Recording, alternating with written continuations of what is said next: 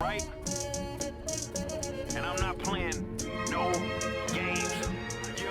Hey folks, I am Pops and welcome to Comic Book Talk. This is the first time we've done it quite like this. I've done comic book talks, but it's going to be part of my Wednesday, Comic Book Wednesdays.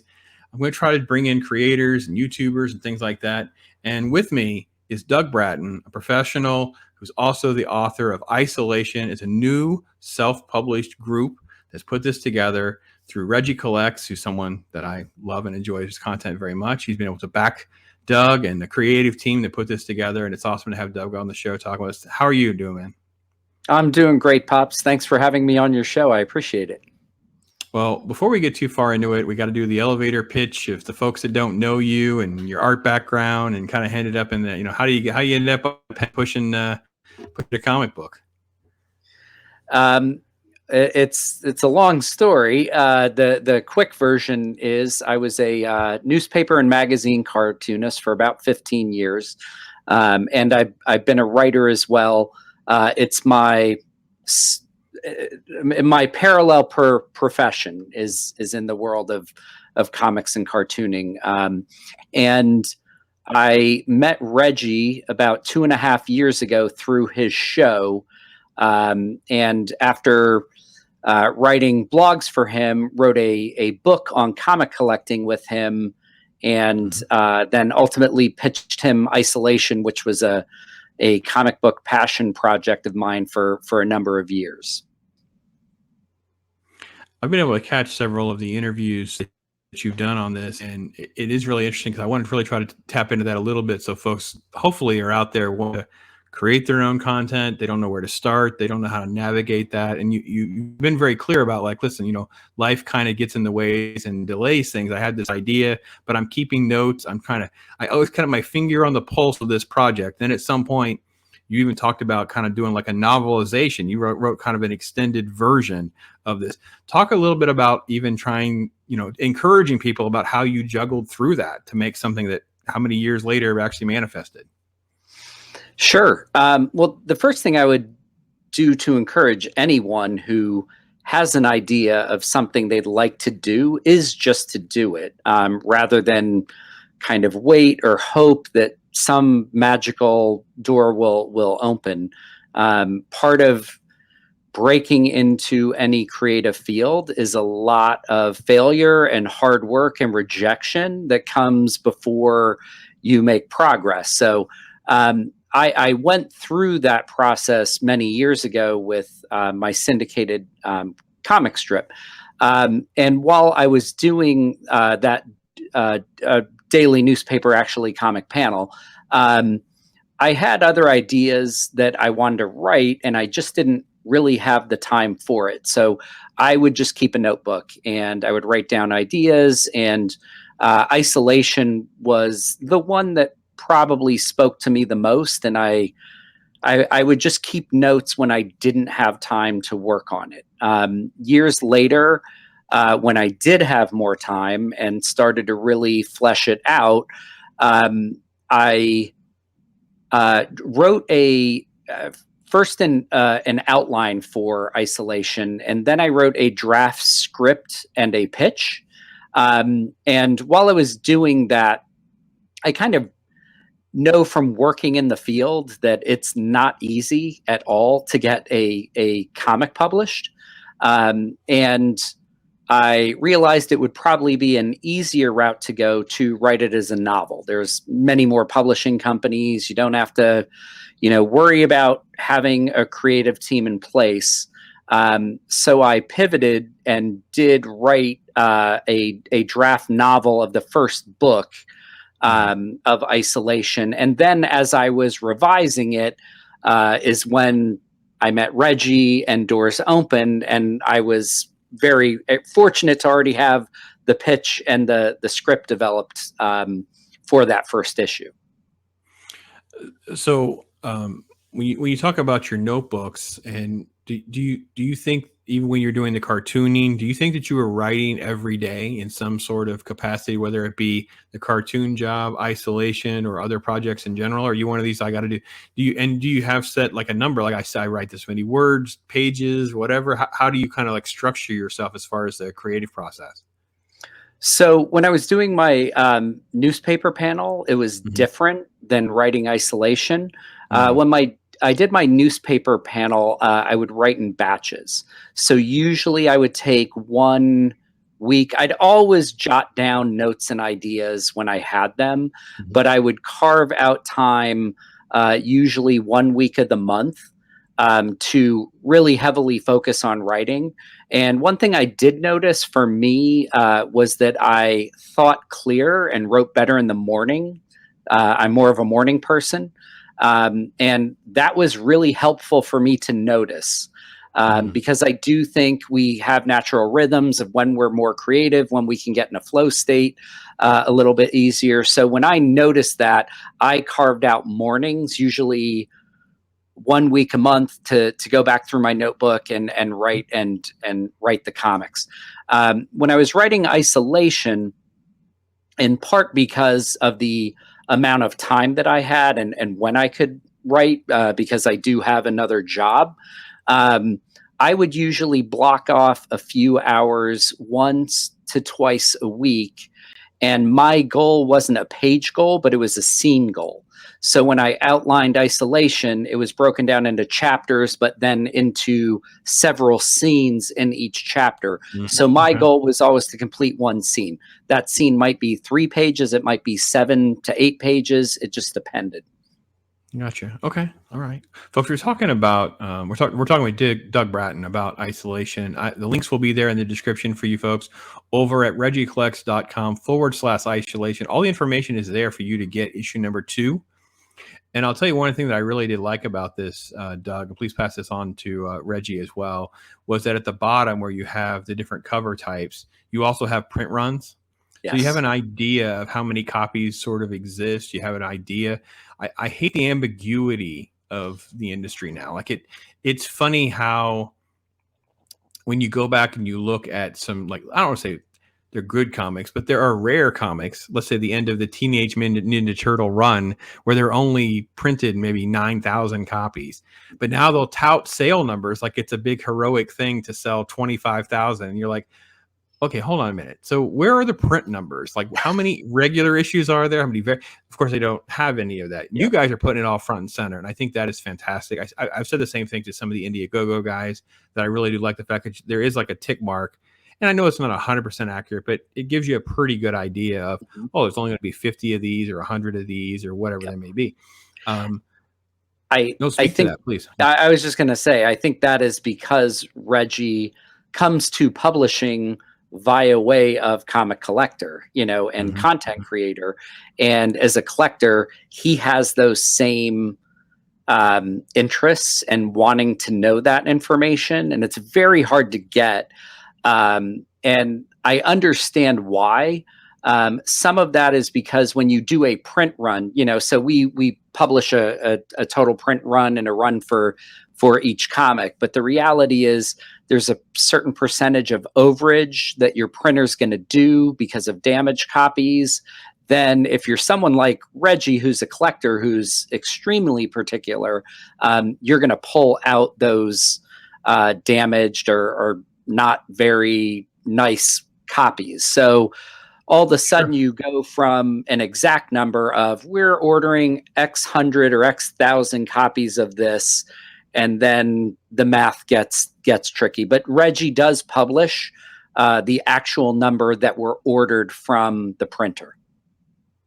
Yeah, because I think that, and this was commonplace. I come from like a press background, I did actual writing of comic book reviews and stuff back in like the mid 2000s in particular. And it was like very common that you would get the rejects. That's Yeah. what you would get. When they send you one, you would get a damaged version, or you would get one that's got a big fold on it. And I always thought to myself, of course, like, Yep. why would I expect to get the nice ones? Like, that would it made perfect sense to me. That's not how things are handled. So kudos on him for trying to make those two ends meet. And this is sort of the publisher understands the customer so well that it kind of makes the ends meet. How much was there a discussion with you, the creator? And we haven't got to the artist side of that, but just you, the creator, of how he wanted to approach that. There were quite a few discussions. It was, we were fortunate that we co-wrote the Guide to Smart Comic Collecting first. Okay. That was almost like a proof of concept. You know, when we talked and decided to write the book, we had no idea what the interest would be in it, or if there would be interest. We figured because, you know, Regie is well respected and has an audience that there would be, but we did not know if we would sell, you know, 200 copies or what. So we went through that process and got a sense of what kind of support that there was and how quickly we sold out that first guide. That really helped guide our conversations about the print run for issue number 1. But then we also had a lot of discussions about, you know, okay, how many variant covers do we want to have? How do we do that in a way where we're helping give some artists business and collectors something interesting without, you know, without charging an arm and a leg and making a price point that seems very collector friendly. So we did have a lot of conversations about that. One of the things that was super cool about your story, and again, folks, there are some other interviews you did, because issue number 1 came out, I think, I want to say summer of last year, or is it more like okay. Yeah, So it came out last year in the summer, July. Okay. Issue number 2 is available right now, folks. You can get your order in. I think that when you talked about the creative process of finding an artist and having this kind of mesh and then kind of working with a team of that, talk a little bit about how you, the writer, went about, you know, tapping the artist circles. So I was very fortunate, one, from working in the field, in a different area of the field, but in the field before that. But where I was also really lucky is I live in Rockaway, New Jersey, which is about 5 to 10 minutes away from the Joe Kubert School, which was the first trade school for comic book artists in the world, founded by the legendary Joe Kubert, then run for years by his sons, and now owned and run by an artist, Anthony Marquez, who went through the school, is currently a Batman artist on the Batman audio adventures. So I was very familiar with it. I knew Anthony. I grew up in this area and took Saturday morning classes that Joe taught himself many years ago. So I knew that it was a school that not only attracted talent, but also developed the skill side of it, which is so important, and understanding storytelling and structure. Emphasis on meeting deadlines. I knew that if we went to the Kubert School, we could find some really skilled artists who had put a lot of time into their craft. Right. The untapped pool, so to speak, is right there at your fingertips. So why would you not do that? It just makes perfect sense. So how did you meet, or did you already know? I guess is it Delia? Did I say it properly? Delia. Yeah. Delia is awesome. I met Delia right after she graduated from the Kubert School. She was working in their comic shop that's attached to the school, like 1 day a week as a side thing. And I get my comics from their comic shop. They're my local comic shop. And when I was in one day, she was working on a project for another publisher. And, I got to know Delia from going in, and I saw her working on it and asked her about it because it was beautiful work. And it was also period work that didn't exactly fit the vibe. It was more fantasy. Isolation is a little more horror, mystery, historical fiction. Um, uh, but the fact that she was doing this beautiful artwork on a period comic with, with the costuming and the architecture, and she told me a little bit about it, and I just kind of filed that away.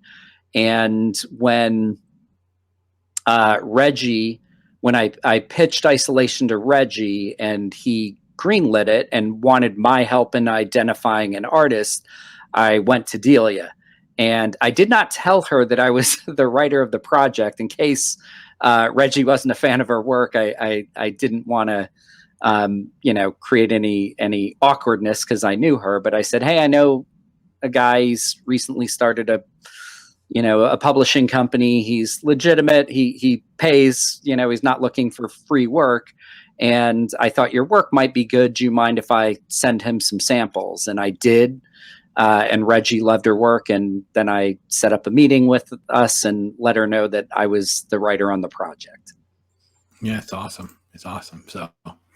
So your baby finally starts to come to life. Isolation is going to happen. What is your short pitch before we start picking pieces to dive into a little bit? What is your short pitch of Isolation? So Isolation is a mystery series with horror and fantasy elements that is set in multiple time periods.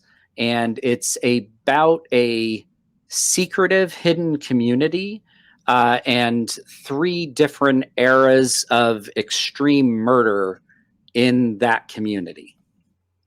It's awesome. I hear you drop the term time travel sometimes, so maybe we should. I always clarify that there is no time travel in Isolation. It's a somewhat non-linear story, but when we talk about the different time periods, someone did ask if it involved time travel. It does not. So. Yeah, it's very, very interesting. I can't wait to get my copy. Okay, so when you're getting this together, and from the sounds of everything you've described, Isolation is a pretty big baby. And then Reggie's coming along, it's starting to come together, and you're like, oh man, this is gonna happen. How is the process of you getting your head around, okay, this is going to be issue number 1. We're going to do this. Talk through that experience a little bit, because I think this is where people are like, I know for me, it is sometimes hard to know when to stop a project. It's hard to know when you've kind of go, okay, here it goes. It's going to have to breathe and live on its own now. I hate the term, it's not mine anymore, but it's true. It becomes a public entity, so to speak. I think 15 years as a daily newspaper panelist helped with that. Sure. You can fiddle around with something and you want to, revise it until you feel it is strong. The old saying is writing is rewriting, and it's true. But you also have to meet deadlines and let it go into the world. And I was fortunate that I had what I felt was a very polished script for issue number 1. And immediately when it was greenlit, set self deadlines for writing the scripts for issue 2, 3, and 4 to make sure that I was ahead of the game and ready to go. Okay. And is issue number 2 in demand, or is it we're still in like the sort of a pre-order phase, or how does the process actually work? Yeah, so it's out. There was a somewhat significant delay out of our control. Our printer is in Florida and was hit with the major hurricane this fall, and literally lost the roof off of 3 of 5 of their buildings. So there was some delay in getting on track with that, but it's out now. It came out in December. It is available in some comic shops that Regie distributes directly to. The easiest place to get it is on regiecollects.com.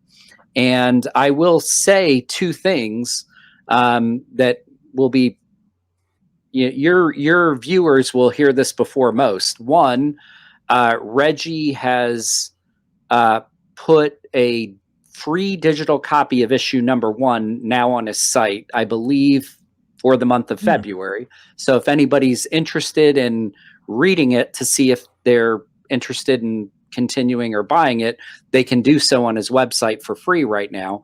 And the other thing is, Regie announced this. It'll be a week after this airs, but issue number 3 is been completed, and he has a Kickstarter-like campaign on his website where you can pre-order different packages for that now. And issue number 3 should be out in March. Wow, this is great. This is so again, folks. I've said this many times, especially as we tried to very kind of helicopter level talk about what happened with ISM, because it drew so many eyes on the independent comic book creating environment, and the circles of creators that have come together. And obviously there are some big names in the field who are tapping into Kickstarter, Indiegogo's, that kind of thing. But with what Eric July did was he said, no, I got a big enough name, my own website, my own infrastructure.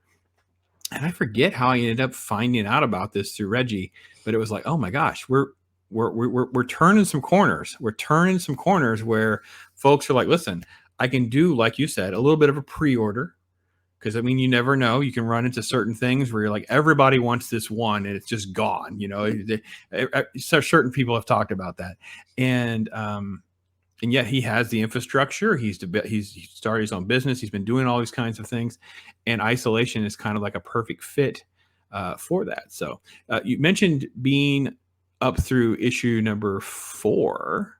How far out are we looking at isolation? Well, the first 3 issues have been greenlight and are coming out. So first of all, the success of and sales of issue 2 and 3 will determine if there will be an issue 4. I've written more than that, but that's where we're at now. So I'm very hopeful. That would be fantastic, and that would, I think, allow for a first trade if that happens. So fingers crossed for that. As far as the story of isolation, I did outline it as 3 books, and each book is about 10 to 12 chapters. So when I pitched this to Regie, I said, if you greenlight this and it connects with an audience and can continue as an ongoing series, it is a 32 to 36 roughly issue complete story. That's awesome. That's fantastic. Well, good on you, man. It's fun. Thank That's fun. It just sounds fun too. It's like, to be able to know, meeting creators that can continue to do this in the world with the internet and how things have happened. We're not going to even say where Doug lives, but the fact that, you can have people that are in these different cities, you can have, all of these different things, people just come together. It's like, I've done streams where I have people from Japan and Britain and whatever, and it makes my head like, I can't believe this. You're in my little pop shop here, hanging out with me, talking nerd stuff. And, here you are in the Northeast, and we're talking about your fantastic project. It's awesome. So one of the things I like to do with the show, especially with something like this, where I'm very creator centric with this, is again, trying to encourage those that are behind us. Right. So what is one of the biggest curveballs for the isolation project, maybe differently than what you went through with your comic strip experience and that kind of thing?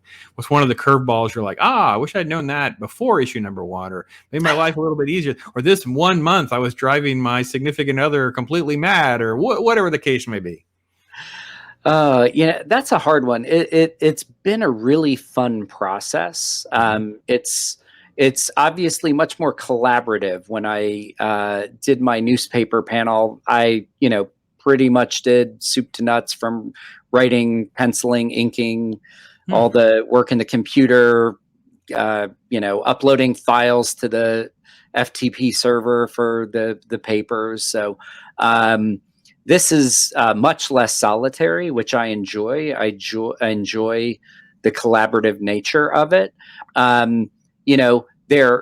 That can be trickier because there's moving parts with different artists and letters, and going to we don't we kind of all function as an editor. Reggie's an editor. He has a proofreader, but I also am in that role. So, there's a coordination of lots of different people that goes on, and being a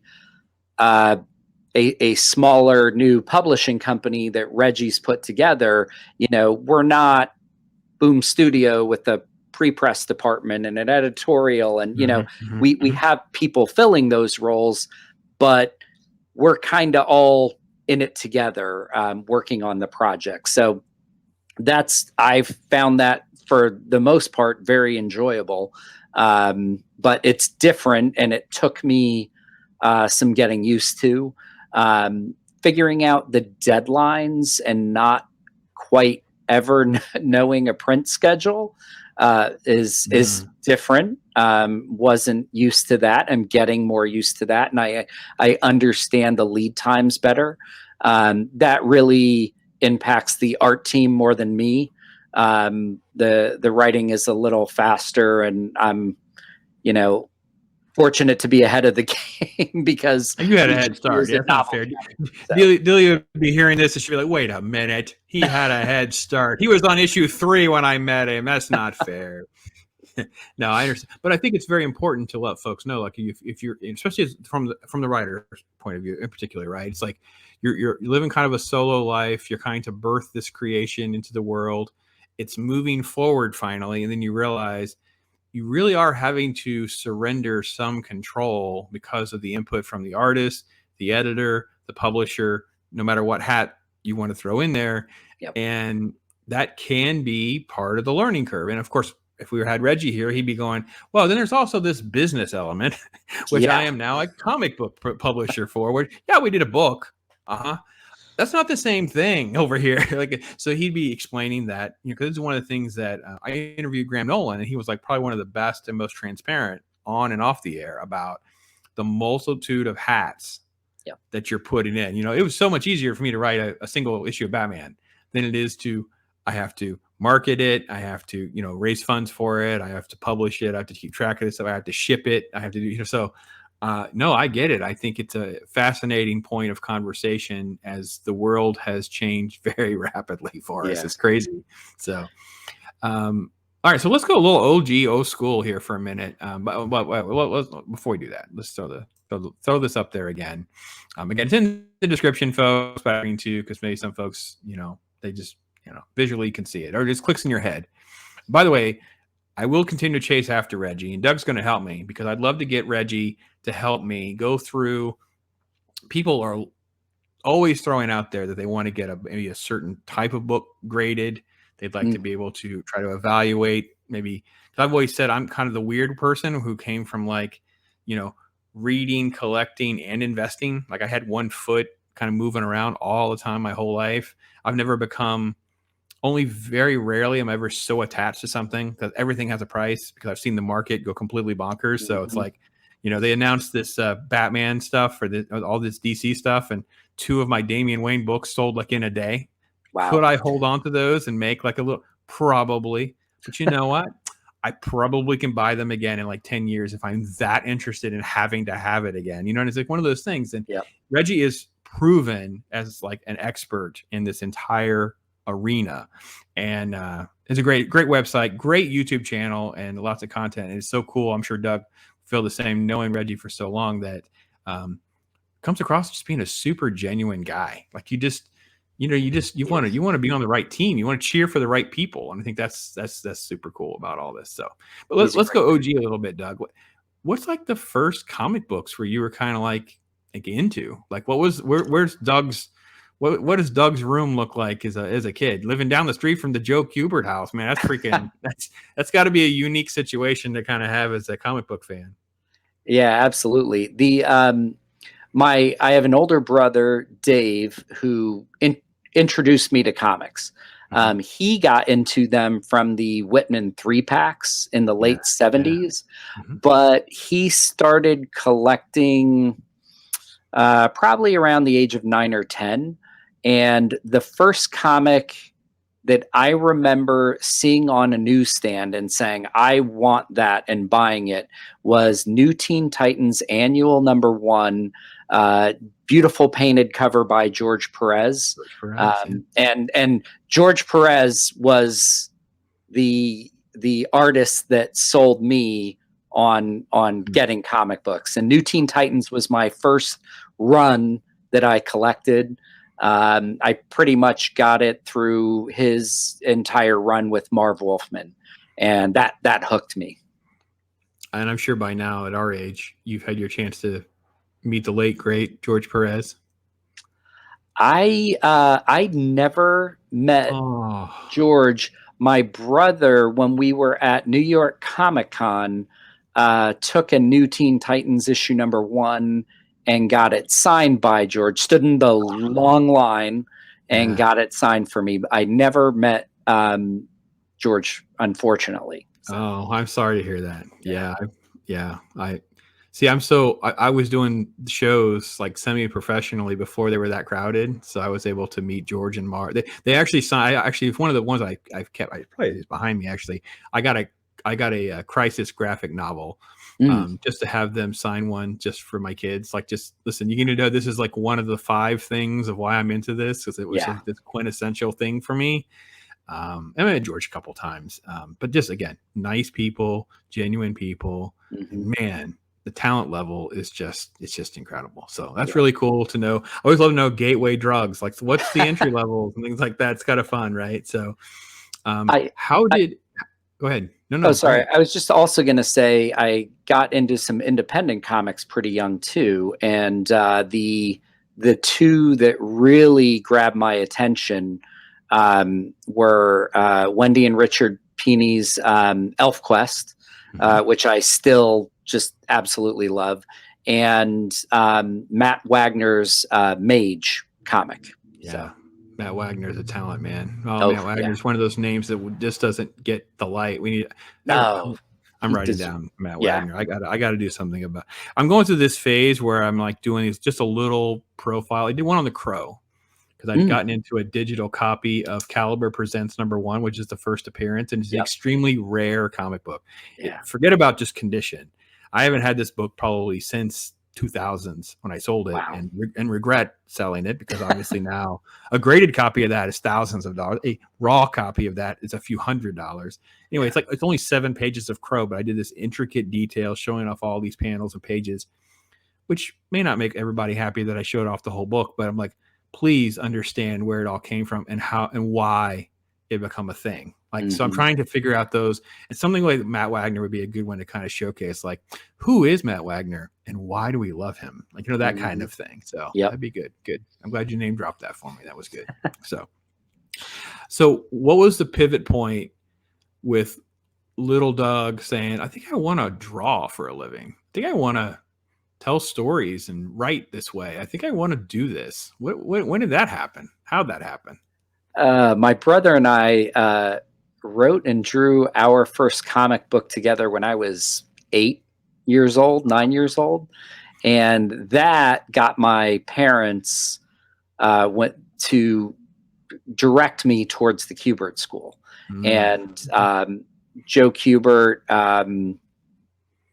some of the other artists that they had teaching the classes, Mike Chen taught one of my Saturday classes, were just really incredible. And that made me very interested. Now, as I got older and kind of got out of comic books, I became more interested in humor comics, and that kind of redirected me into the comic strip, comic panel, doing magazine comics realm. But I, obviously circled back to it.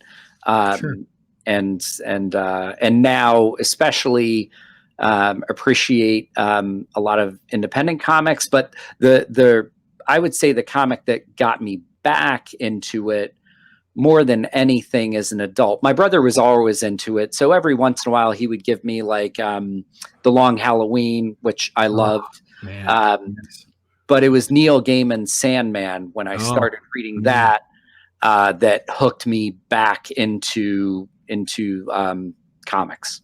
So PSA here, folks. See, some of us men actually read and liked Sandman. It wasn't just for the girls, even though we understand why the girls liked it. Some of us liked it too. I mean, I'm going to have Doug's brother on just talk about some cool comic books then. Oh, he should. He's a good guy.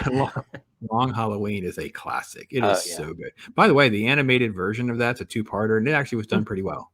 Okay. I can't always tout the adaptations, but the two-parter is fortunately that's why it's a two-parter. They didn't rush it. They didn't try to, edit a whole bunch of stuff out. And I never say it's excellent, but it was pretty good. It was pretty good, solid.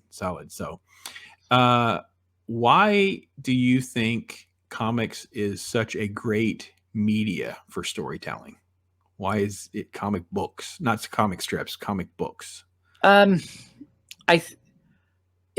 It's so different, and I'm an avid reader, so I do read nonfiction, I read novels, but there's something different about visually seeing a story on a page. It's fascinating to me because a comic book is essentially in many ways a storyboard, but with its own language, which is probably why so many comic properties now are easily adapted to television and film. But there's something about reading a story visually on a page, and a really well done comic at times doesn't need a single word. You can read a scene, a page, see something that happens unfold without the words. Comics have changed a lot since I was a kid. When I was reading as a child, it was very common to see what someone was thinking. And unless that individual is now the narrator of the story, you don't see that anymore. And I think that was a good change. I think that I was going to ask you about thought bubbles and where some of this stuff has evolved so much, because it's just different. It's just different now. I like that evolution. I feel like it challenges an artist more to visually depict what someone is feeling rather than someone thinking, what it is they're feeling is now verbalized above their head in a balloon. So I like that change. I think it's pretty cool. There's so many talented artists now. There were, when I was growing up, they're legendary artists. But there's so many now too. So yeah, it is really a fascinating media to see also how it has evolved so radically in our lifetime, let alone what preceded us and the stuff that we're not into. Like sometimes you find something for the first time and you're like, where was I on this? How did I sleep or miss? It's just so massive. And that's why I do try to spend a lot of time now trying to encourage folks, because my umbrella tends to be a little wide, but I want to focus on some good things too, because there's so much good stuff. You can just read good stuff. You don't even have to bother with some of the bad stuff and get yourself wasted time, so to speak. It's like, well, how about you just stick to good stuff? But people don't know what to do. Like, it's easy. It's like, when you take someone like yourself and Regie, you've been doing this, you've been reading comics for so many years and whatever. It's hard for the new person. It's like, I don't know where to read. How do I read Daredevil? And where do I jump in on Nightwing? Or, I like this, but I don't know what to do. So it is a little hard sometimes to drill down for folks. Knowing that you now have your own comic book, do you get a little bit of that where people are coming to you now? They didn't come to you before and go, wait a minute, what is happening here? Like a little more interest maybe into this little, what seemed like a quirky, odd thing maybe 10 or 15 years ago, Doug. Now we're kind of like the cool kids in the class. I'm not, I haven't noticed that, but I think also because I've been, even though it was very different doing the comic panel, I've been doing that for a long time. I will say, I always feel like there are people that are attracted or interested in the fact that you do something that's creative. And that's interesting to people. I've probably picked up more followers on Instagram, from starting Isolation. But I think it's just something that if people like comics, or they used to like comics but they haven't seen them in a long time, and they find out that you write a comic, it's something a little unique and different, and they want to know about, which is a lot of fun. Very, very cool. Now, I'm assuming Delia had control of some of the original art, like, because, Oh, yeah. because obviously Yep. that's her thing. So did you get a piece or two for yourself? I did. So that's a great question, because now I'm going to tell you a story. I don't know if Reggie knows. I had Oh, I like been that. saving up and selling some comics to buy an original piece of Sandman art. And when the market blew up, that made that goal challenging. Yes. Two, obviously the popularity as the show came out. But I felt a different level, like, not that my attachment to Sandman was reduced, because I still love it, but when Delia drew Isolation, obviously I have a closer attachment to that than a comic that I loved reading. So I decided to shift my goal, and I used some of those funds to buy a number of pages from issue number 1, including my son's favorite for him, my wife's favorite for her, and one of my brother's favorites for him. So that's awesome. So talk about conversation starters in your house. If you have someone come over and they see an original piece on the wall, if you've never seen original art, folks, it's one of those things when you have someone who's not a comic book person look at it, they always kind of look at it and kind of go, Yep. Not quite sure what I'm looking at here. What is this? Like, you always have this little pause in their head where, like, am I looking at what a comic book art looks like? Like, it's really, especially when you look, and especially when you see like old pieces, you know what I mean? Where they had different colored, so many different colored pencils and things like that blended in. You're just like, a normie looks at that and they're just like, what am I looking at here? So yeah, it's really cool. And now it's your baby on display. That's, oh man, I'm happy for you, Doug. That's super cool, man. That is just thank you. Cool. And as a quick pitch for Delia, her art is fantastic. For people who haven't seen or read Isolation yet, she literally painted in ink wash every page. It's not traditional comic art. It's phenomenal. And I know she does still have a few issue number 1 pages and some issue number 2 pages for sale. If you contact her through her Instagram, I would highly recommend checking them out. They're amazing. I'm making a note to try to track that link down there and make sure I get that in the description for you folks. Thank you. Make sure you do that. And again, let's throw that up here again.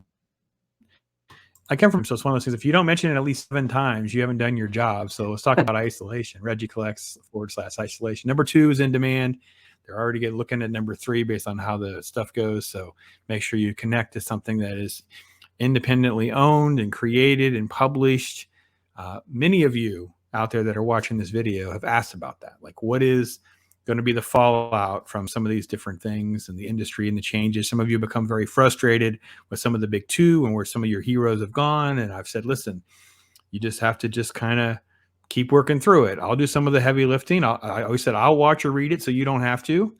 You know, maybe you trust my judgment. Hopefully you do, or at least you can tell me why you disagree with me. And I can't wait to get my arms around Isolation for myself and tell you guys what I think. And I'm very excited to be able to have Doug on talking about all that. So thank you. And all your readers can read issue number 1 for free on Reggie's, or by downloading it from Reggie's website this month. I don't know that it'll be there forever, but it's there for free now. So that's a great move. That's one of the things I've touted about Image Comics. They have a big thing, a big tab at the top of their website about read a bunch of number 1 issues. Like, oh my gosh, I did a whole video and you can read Spawn number 1 for free right now. Mm-hmm. And a whole bunch of people were like, is this true? I'm like, what do you mean? Is it true? Why would I do a video?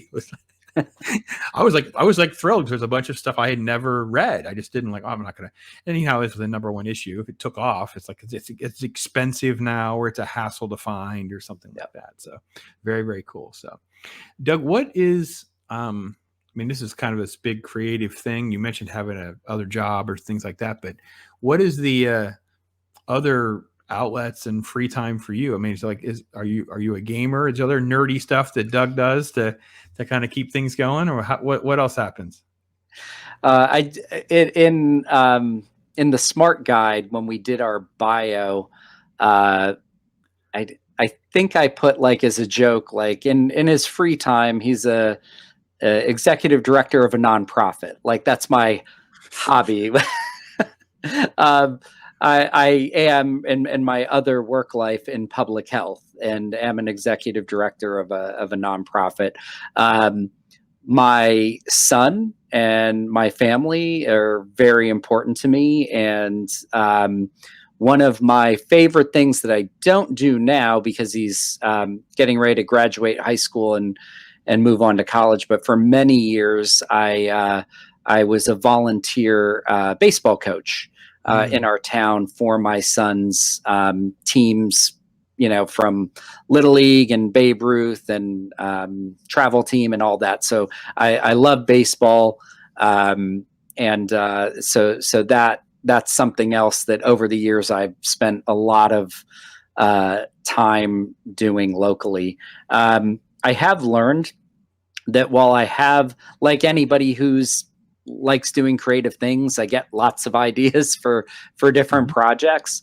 I still keep my notebooks. I jot them down, but I make sure I'm focusing on the project, because I do think that can be a trap to fall into if there are any aspiring writers out there listening, to get really into one idea and do it for a while, and then when it gets tough, just jump to something else. I think it's really important to focus on and finish a project. So I got lots of other ideas in a notebook. That's awesome. That's awesome. And by the way, he dropped sports ball comments. I mean, holy cow! Us some more nerds that actually that's the joke, as we refer to it as sports ball. Okay. A lot of people, that comic book people are like, well, sports, like, really? We're going to talk about? Oh, no, we're not going to talk about sports ball. I promise. But but me, I'm the same way. It's like I just grew up in that kind of a situation, and I've said that's how it was in the '90s. I treat this as my '90s comic book shop. Right, when you go to a store back then, it was comic books, movies, models. They might have manga. They had DVDs or whatever. They had CDs and music. They had cards and sport. It was all under one roof. It was just a hodgepodge or whatever. And I say that because a lot of people don't realize, because they've seen so many specialty things go out, and now everything is coming back, and they're hearing all this criticism like, well, they have to sell toys to make the rent. I'm like, they were always supposed to be selling toys to make the rent. Why did they stop doing any one thing? Like, they should have. It's what we all did. It's like I didn't have to go to 5 different places to get the stuff I wanted. It to one place. Yeah. Yep. Yeah. It's weird to me. So, Doug Bratton, everybody, listen, regiecollects.com/isolation. Get more. Read issue #1 while you can. Order issue #2. I'll have put more links in the description. Make sure I get other links in there for you guys to kind of go out in the avenues that Doug and I have talked about, connect to him. It's been great to have him on, and this has been a great time talking to you, my friend. Thank you so much for doing this with me. Well, thanks so much for having me. And if you go to my Instagram, I do have issue #3's cover up right now with information about Reggie's pre-sale Kickstarter for that. So you can check that out too. All right. Well, listen so much for watching. There's all the buttons and bells below for likes and subscribes and shares and all that kind of stuff. Listen, I just love hanging out with you people. Drop your comments in there. Throw your feedback in there. Go read #1. Tell me what you think. I'm going to have my copy here soon and get my review up to you guys. Tell you guys what I think. But I love hearing from you guys. You guys are the driver of doing this. This is why we're doing all of this. So, and thanks again to Doug for being with us. I'm Pops. Make tomorrow better than today. Remember to talk hard. Someone has mixed an Amazing Spider-Man in with the Peter Parker the Spectacular Spider-Man series. This will not stand. My favorite quality about Pops is that he's incredibly honest. At least you always know where you stand with Pops. So I like that about him. He's not passive aggressive. He's not sneaky that way. He'll give it to you straight down both barrels.